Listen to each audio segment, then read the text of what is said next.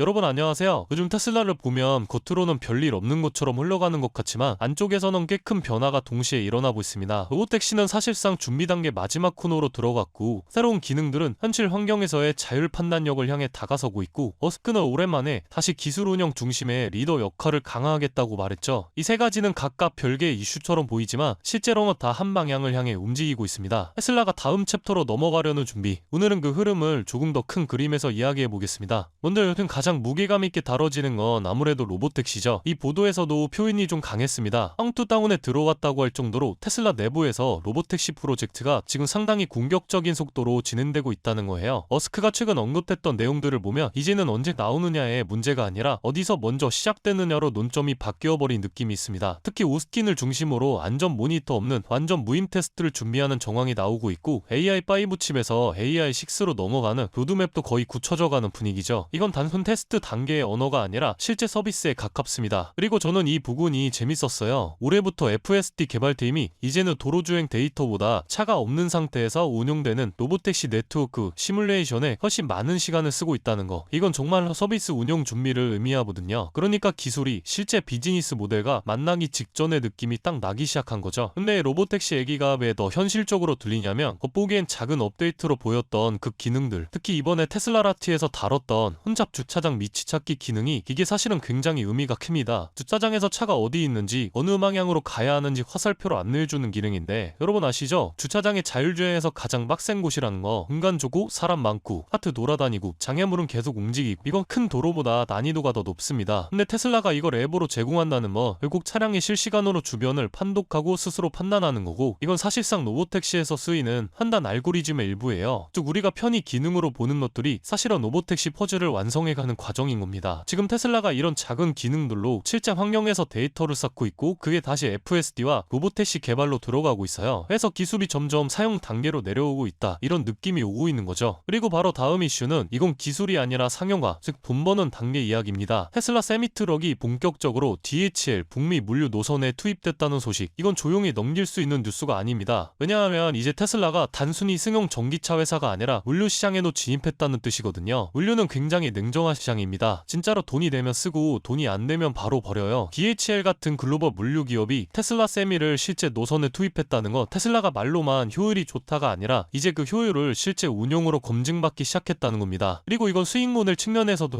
의미가 큽니다.乘用차 시장은 승용차보다 고객 규모도 크고 계약 단가도 높고 반복 수입이 많아요. 게다가 세미트럭이 잘 나오면 충전 인프라 확장도 자연스럽게 뒤따라오죠. 테슬라 입장에서 사업 포트폴리오가 완전히 한 단계 넓어지는 구간입니다. 로보택시가 미래 기술의 상징이라면 세미트럭은 지금 당장 돈 버는 사업이라는 거죠. 둘 다 동시에 움직이고 있습니다. 그리고 이제 마지막 이슈는 기술적 이슈도 아니고 사업 자체도 아닙니다. 하지만 지금 테슬라의 분위기를 이해하는데 굉장히 중요한 부분이에요. 머스크가 정치 활동에 대해 다시는 안 할 것이고 앞으로는 회사에만 집중하겠다라고 공식적으로 말했습니다. 솔직히 최근 2-3년 동안 머스크가 정치적인 이슈에 너무 많이 끌려다녔잖아요. 근데 그걸 스스로 인정하고 선을 긋고 회사 중심으로 다시 돌아오겠다라고 선언한 겁니다. 이게 왜 중요하냐면 지금 테슬라는 로보택시도 FSD도 세미트럭도 전부 머스크 중심 의사 결정으로 움직이는 회사입니다. 리더가 어디를 보느냐에 따라 회사 방향이 바뀌어요. 머스크가 정치에서 손을 떼고 다시 기술과 운영 쪽으로 집중하겠다고 한 거, 이 복잡한 개발 단계에서 꽤 큰 의미가 있습니다. 내부 분위기 정리하고 개발 속도 똑바로 잡고 규제 기관과의 협상도 직접 챙기고 이런 식의 집중이 곧바로 제품 출시 일정과 연결되니까요. 오늘 내용을 큰 흐름으로 묶어보면요, 기술은 올라오고 제품은 실전으로 들어가고 리더는 다시 본업으로 돌아왔다. 그래서 지금 테슬라는 말 그대로 다음 단계로 건너가는 순간입니다. 이게 성공으로 이어질지 아니면 너무 빨라서 위험이 생길지 그건 앞으로 몇 달 안에 생각보다 빨리 드러날 겁니다.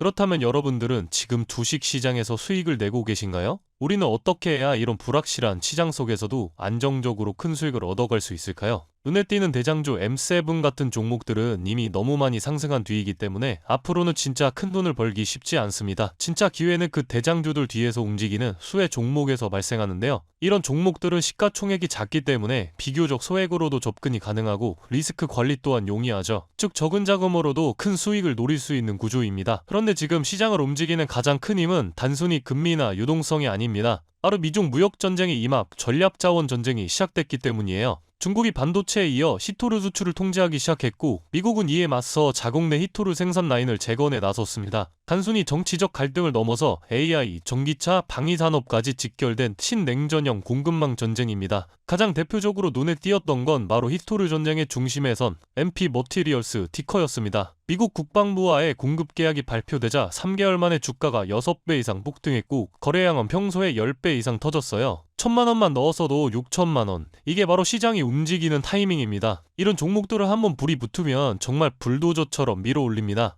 왜냐면 시장의 자금은 테마에 몰리기 때문이에요. 하지만 여러분, 중요한 건 여기서 끝이 아닙니다. 한두 종목이 폭등하고 끝나는 이야기가 아니라 산업 전체의 판이 바뀌는 신호라는 점이에요. 히토류 전쟁의 불길은 이제 리튬, 니켈, 코발트 같은 2차 전지 원자재까지 번지고 있습니다. 이미 티커와 LAC 같은 대장은 너무 멀리 가버렸지만 그 뒤를 따르는 진짜 수혜주들은 아직 초입에 있습니다. 히토류 자석을 제조하는 기업이나 리튬 정제를 담당하는 2차 밸류체인 혹은 이 자원을 기반으로 한 방산 전기차 부품 기업들이요. 이런 기업들은 아직 시총이 작고 조금만 자금이 들어와도 급등 파동이 나올 수 있습니다. 테슬라나 엔비디아 같은 재무가 탄탄한 기업에 중심을 잡고 이러한 기업들의 분산 투자하셔야 보다 더 큰 수익을 얻어가는 겁니다. 지금 시장은 분명히 움직이고 있습니다. 하지만 대부분의 개인 투자자들은 이 거대한 판이 어디로 흘러가는지조차 모른 채 뒤늦게 따라붙고 있어요. 진짜 돈은 먼저 움직이는 사람의 몫입니다. 그래서 제가 이번에 직접 현재 이 전략 자원 전쟁 속에서 가장 강하게 수급이 몰리게 될